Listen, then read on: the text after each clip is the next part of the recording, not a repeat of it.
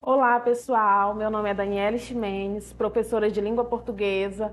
Na aula de hoje nós traremos literatura, segunda fase do modernismo. Vamos lá?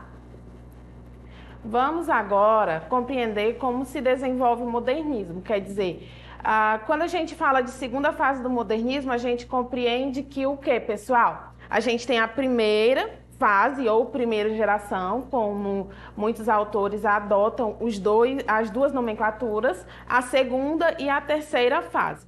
Então agora a gente vai falar da segunda fase, que é um período em que a literatura ela já tem um momento de maturação, quer dizer, ela está mais madura, eu já tenho uma consciência ali, eu tenho uma literatura modernista de fato formada, e que essa literatura ela se desenvolve tanto na prosa, quer dizer, o texto escrito organizado em parágrafos, bonitinho, quanto na poesia, na versificação, o texto organizado em versos, estrofes, com ritmos, melodias, e aí eu vou trazer para vocês as características, o contexto histórico dessa segunda fase e alguns autores, algumas obras para a gente analisar aqui. A segunda geração modernista, ou segunda fase do modernismo, representa o segundo momento do movimento modernista no Brasil, que se estende de 1930 a 1945. Chamada de geração de 30, essa fase foi marcada pela consolidação dos ideais modernistas apresentados na Semana de 1922 ou Semana de 22. Lembre-se que esse evento marcou o início do modernismo, rompendo com a arte tradicional.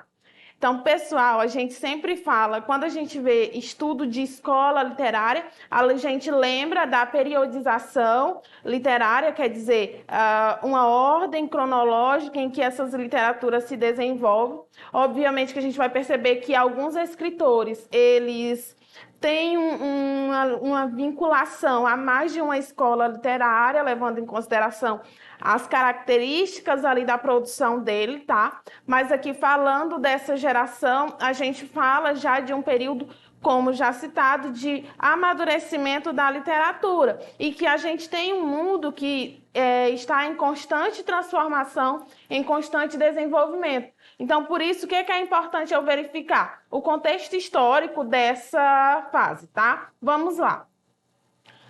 O primeiro momento aí é a queda da Bolsa de Valores de 1929, de Nova York, quer dizer, onde a gente teve uma crise econômica muito grande, em que a gente tem atrelado a esse dado, a esse acontecimento histórico, vários problemas sociais, problemas econômicos, quer dizer, tem muita coisa acontecendo.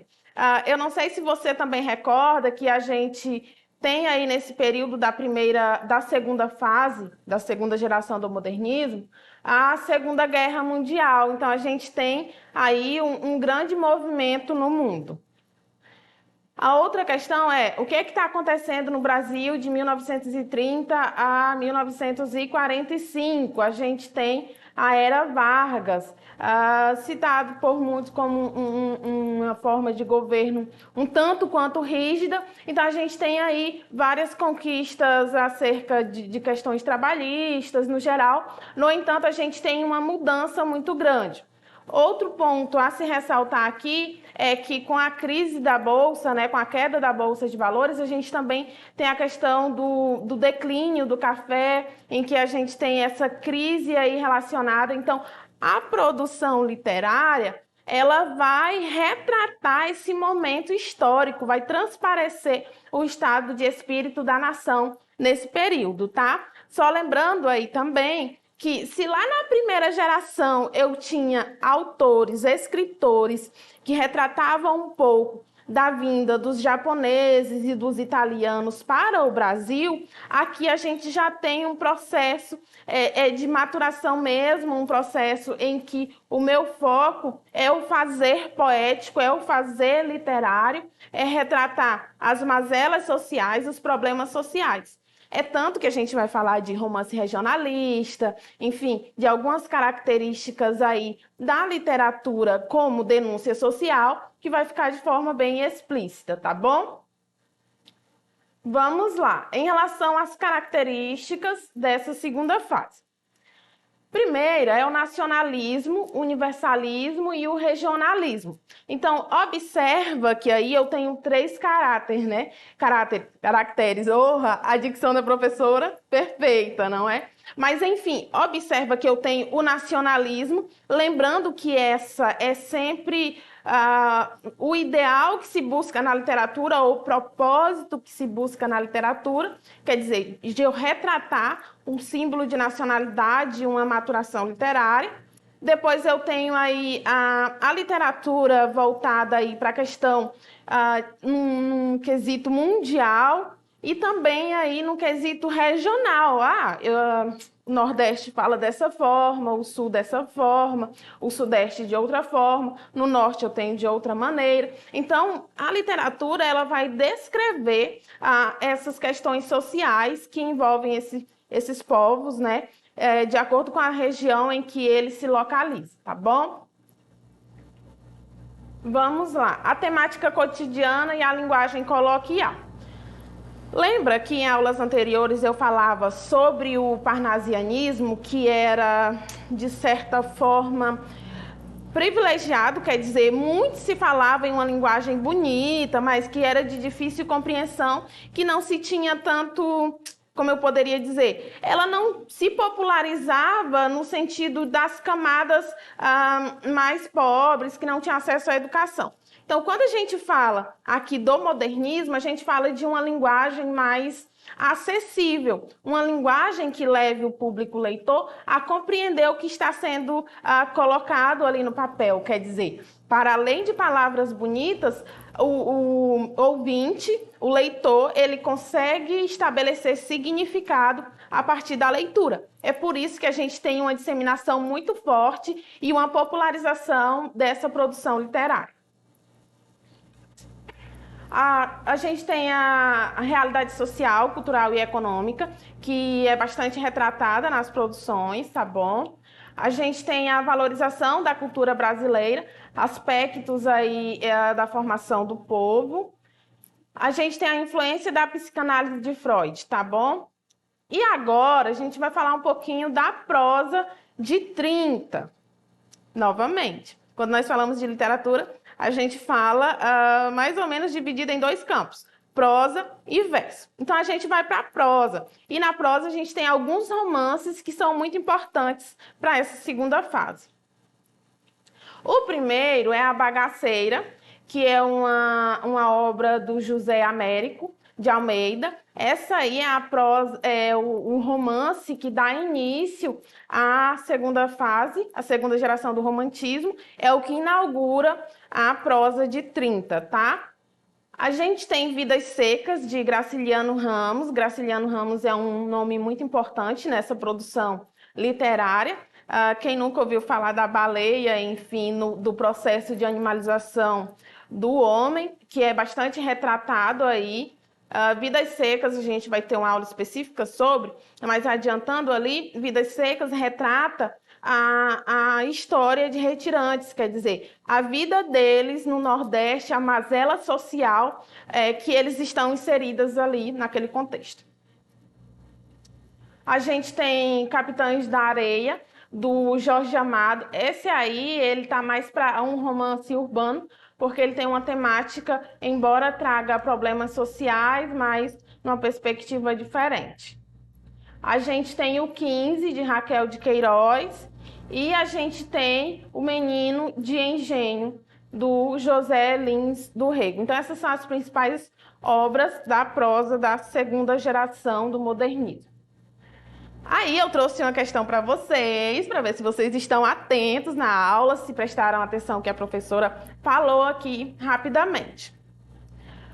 Diz assim: a primeira manifestação da moderna literatura regionalista brasileira representa na obra de, e aí vai dizer de quem? Na obra de Mário de Andrade, de José Lins do Rego, Raquel de Queiroz, José Américo de Almeida ou Jorge Amaro, com o romance, que inaugura a prosa modernista. Então, qual é a obra que inaugura a prosa modernista?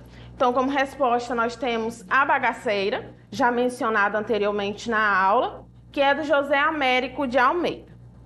Agora vamos para a poesia de 30. E aí, na poesia de 30, a gente tem nomes importantíssimos, inclusive consagrados mundialmente, que têm um grande valor estético, literário. E aí, eu sou uma pessoa amante da segunda geração, enfim, do modernismo no geral, porque ele traz para a produção literária escritores, autores femininos. Então, eu tenho a Cecília Meirelles, que é uma grande escritora brasileira, que traz temáticas infantis, quer dizer, eu abordo ali temática infanto-juvenil, temática infantil e temática aí que exige do leitor uma interpretação maior.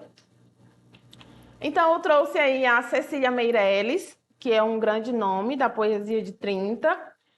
O Carlos Drummond de Andrade, nós teremos uma aula específica sobre ele, levando em consideração a complexidade da produção literária dele.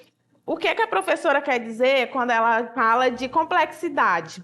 Eu quero dizer que ele tem uma literatura que gera margem para diversas interpretações ou que levam ali dentro da produção diversas temáticas. Eu tenho uma única produção, um poema ali organizado em versos assim, curtíssimos, e que ali eu tenho uma carga de significado e de importância literária muito grande. Ai, professora, como é que faz isso? Vou te dizer que literatura ela é bastante subjetiva, quer dizer, eu posso ler um texto e tirar uma interpretação dele, você pode ler o texto e interpretar de uma forma totalmente diferente, eu posso analisar de uma forma e você de outra. E tá tudo bem, porque na literatura isso pode acontecer com certeza de acordo com o foco da sua interpretação, com o foco da sua análise. E aí eu tenho o Mário Quintana, também bastante famoso, e o Vinícius de Moraes. Então esses são os principais escritores. Vamos lá. Eu trouxe para vocês essa questão do Enem de 2001. Professora, a senhora está muito antiquada. Enem 2001 faz tempo. Mas, pessoal, essa questão ela é muito importante, tá? Vocês vão compreender. Quando nós falamos de literatura, a gente, de certa forma, diz que a passagem de um século é um tempo muito curto. Então, quando a gente fala de literatura, essa questão temporal, ela é vista em uma perspectiva diferente, tá bom? Portanto, a questão continua sendo atual e o tema também abordado aí nessa questão é atual. Murilo Mendes, em um de seus poemas, dialoga com a carta de Pero Vaz de Caminha. Aí vem, professora. Carta de Pero Vaz de Caminha é o primeiro registro escrito que eu tenho datado lá de 1500 acerca da descoberta do Brasil. Esse texto ele é considerado a certidão de nascimento do Brasil e ele tem um grande valor. Embora ele não tenha ali um valor literário, que ele é descritivo, vai retratar como é que se dá a chegada dos portugueses ao Brasil, como é o descobrimento dessa nova terra, será importante para produções futuras, inclusive da segunda fase do modernismo, que aí ele retoma essas características nacionais descritas anteriormente para formular a nova literatura. Então vamos à leitura. Diz assim: a terra é muito graciosa, tão fértil eu nunca vi.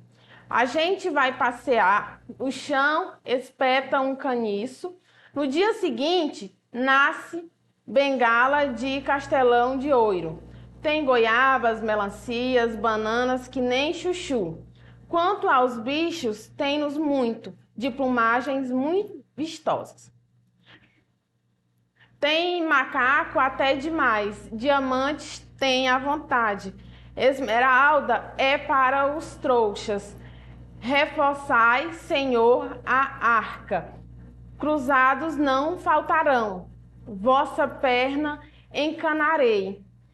Salvo o devido respeito, ficarei muito saudoso se for embora daqui. Aí a gente, de um lado, nós temos um trecho da carta de Pero Vaz de Caminha e do outro a gente tem um trecho da produção poética aí do Murilo Mendes. Vamos lá ao comando, ao que a questão quer. Arcaísmo e termos coloquiais misturam-se nesse poema, criando um efeito de contraste, como ocorre em... Observa que lá eu tenho um texto que ele tem tanto, estabelece uma relação de intertextualidade. O que é intertextualidade? Eu dialogo lá com um texto que já existiu, que no caso aí é a carta de Pero Vaz de Caminha, e aí quando ele fala de arcaísmo, é um termo que era usado na língua portuguesa, mas que entrou em desuso, quer dizer, eu não uso mais, a língua mudou, e como você sabe, a língua é dinâmica, ela está em constante transformação, em constante desenvolvimento. Então, aí o que ele quer? Ele quer um termo arcaico, antigo, que não está mais em uso, e um termo coloquial. Se você não lembra o que é coloquial, o coloquial é aquele usual do dia a dia, que eu não preciso necessariamente usar um nível de distanciamento, de formalidade. Então, é uma linguagem utilizada mais entre amigos, mais espontânea, quando eu tenho o foco, a comunicação entre os falantes, tá bom? Então, vamos às alternativas. Letra A. A terra é muito graciosa, tem macaco até demais. Então, observa aí que eu já tenho um termo que entrou em desuso, um termo arcaico, que é o muito graciosa, né? É muito bonita, muito graciosa, esse termo não se utiliza. E o tem macaco até demais também é uma coloquialidade, porque poderia ser escrito de outra forma. Tem muitos macacos, então essa aí seria a nossa alternativa assertiva, a nossa alternativa correta, tá? Letra B, salvo o devido respeito. Esse termo aí ele não é coloquial e também não está em desuso. Pelo contrário, ele ainda é muito utilizado atualmente. Letra C, a gente vai passear. Muito bem, eu tenho aí uma linguagem coloquial, só que o trecho seguinte, ficarei muito saudoso, ele é formal, ele não entrou em desuso, ainda é empregado. E a letra D, plumagens muito vistosas. Aí eu tenho o muito vistosas, que é um termo arcaico que não é mais utilizado, principalmente esse muito, que agora nós utilizamos muito. E o bengala de castão de ouro, eu tenho também um termo arcaico, que é o ouro ali, ó, oiro. Então, eu tenho dois termos arcaicos e não arcaico e coloquial. E a letra E ou E, no chão espeta um caniço. Aí eu tenho um nível coloquial, uma linguagem mais espontânea, só que o termo seguinte, diamantes têm à vontade, eu tenho aí o uso da linguagem formal, eu não tenho arcaísmo. Portanto, a minha alternativa assertiva correta, letra A, tá bom? E agora, vamos para essa questão, que é mais atual, do Enem de 2017. Diz assim, a humana condição. Custa o rico no céu, afirma o povo e não erra. Porém, muito mais difícil é um pobre ficar na terra. Aí é uma poesia, um poema de Mário Quintana. Vamos lá ao comando. Mário Quintana ficou conhecido por seus quintanares, nome que o poeta Manuel Bandeira deu a esses quartetos com pequenas observações sobre a vida. Nessa perspectiva, os versos do poema Da Humana Condição ressaltam.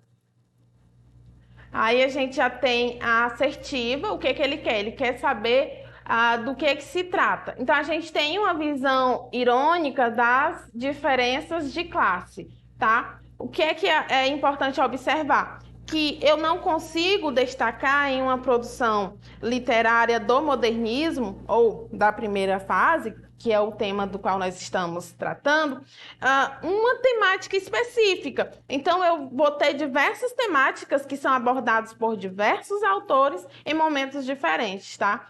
Então, pessoal, por hoje é só. Se você quer rever essa aula, compreender mais sobre a segunda fase ou a segunda geração do modernismo, acesse a nossa plataforma Eduque.